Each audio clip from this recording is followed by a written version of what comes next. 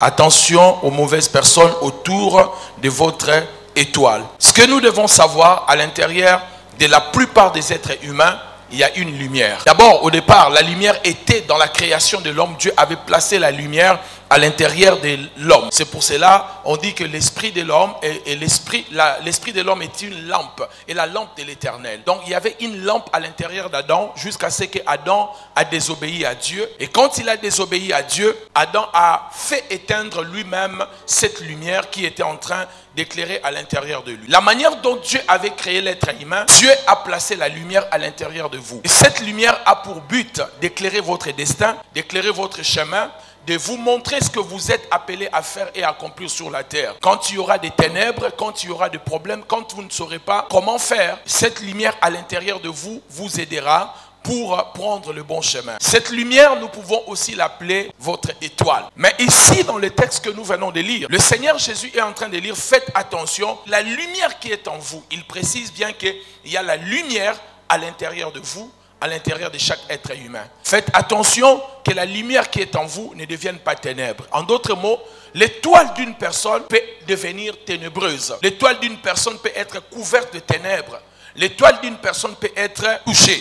C'est pour cela que nous devons faire très attention, et je vais vous expliquer brièvement parce que j'ai déjà donné plusieurs enseignements sur les étoiles. Mais ici, je vais parler vraiment de manière différente sur les étoiles. Ainsi, chaque frères et sœurs, vous devez d'abord comprendre, lorsque Dieu a créé des luminaires que nous avons appelés les étoiles. Genèse chapitre 1, verset 14 jusqu'au verset 19. La Bible dit, Dieu a créé des luminaires. Et quand il a créé des luminaires, les étoiles, il y avait plusieurs buts. Mais voici les buts principaux, 3 buts principaux. Le premier était d'éclairer. Le deuxième, c'était de présider. Le troisième, c'était pour séparer. Présider le jour, séparer le jour avec la nuit.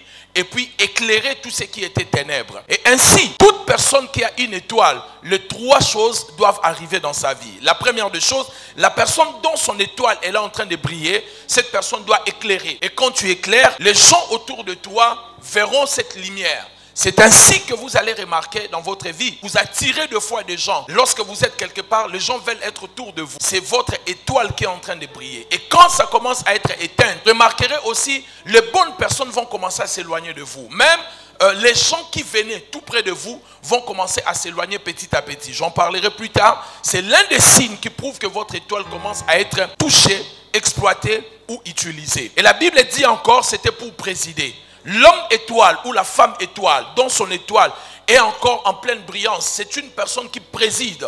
C'est une personne qui a le sens d'être devant. C'est une personne qui est un leader. Ainsi, vous allez remarquer, certaines personnes, depuis votre naissance, vous étiez en train de diriger. Les clubs du quartier, les clubs de football, les amis, vous étiez comme ça. Jusqu'à un moment, vous sentez que vous êtes maintenant malmené ou dirigé par d'autres personnes. Vous n'arrivez plus à présider. Il est possible que votre étoile est en train d'être combattue. Troisièmement, c'est pour séparer. L'étoile vous permet de séparer l'échec avec la réussite. La malédiction, en fait, les échecs avec la réussite. Ainsi, mes bien-aimés dans le Seigneur, vous devez comprendre cela. Quand on parle des étoiles, les étoiles n'est pas un enseignement ésotérique. J'ai entendu quelqu'un dire, si vous voyez un pasteur commencer à enseigner sur les étoiles, c'est qu'il est entré dans la science. Non, les étoiles ne sont pas des enseignements ésotériques. Les étoiles, par contre, ce sont des enseignements bibliques. Et je vais vous les démontrer dans la Bible. Comment la Bible parle des étoiles. Alors, quand on lit déjà, premièrement, il faut comprendre que Dieu voit les êtres humains comme des étoiles. Et quand on parle de mots étoiles dans la Bible, des fois on parle des anges, des fois on parle de l'être humain. Ainsi, vous allez comprendre dans Apocalypse chapitre 22. Lorsque vous regardez Apocalypse 22, verset 16, la dernière révélation de Jésus-Christ, c'est l'étoile. La Bible l'appelle étoile brillante du matin.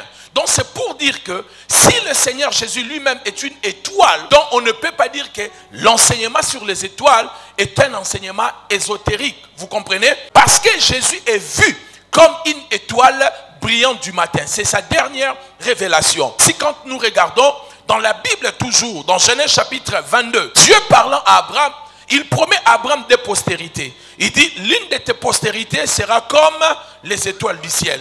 Et l'autre sera comme le sable de la terre. Dieu compare la postérité d'Abraham avec les étoiles. Ça veut dire que Dieu, spirituellement, il nous voit comme des étoiles.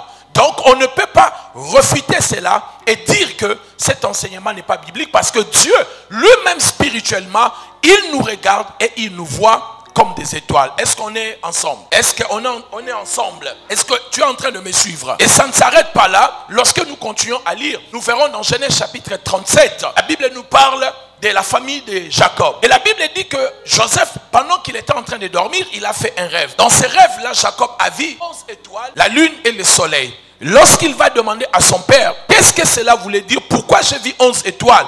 Écoutez l'interprétation de son père. Il dit que les 11 étoiles que tu as vues, ce sont tes frères.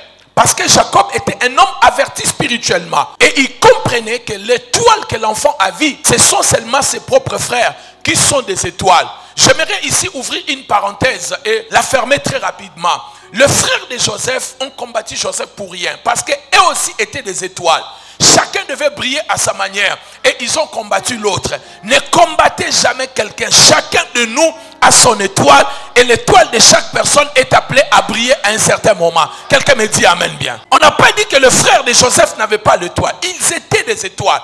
Ils n'avaient même pas l'étoile, mais eux-mêmes étaient des étoiles. Mais cependant, quand vous regardez, la Bible dit qu'ils ont combattu leurs frères sérieusement, ne sachant pas que, quand on regarde d'ailleurs la vie des frères de Joseph, on peut voir Judas. Joseph est devenu ministre, premier ministre, si vous voulez, le premier intendant après Pharaon en Égypte. Mais quand vous regardez Judas, Judas a produit des rois. Quand vous regardez Lévi, Lévi a produit des sacrificateurs.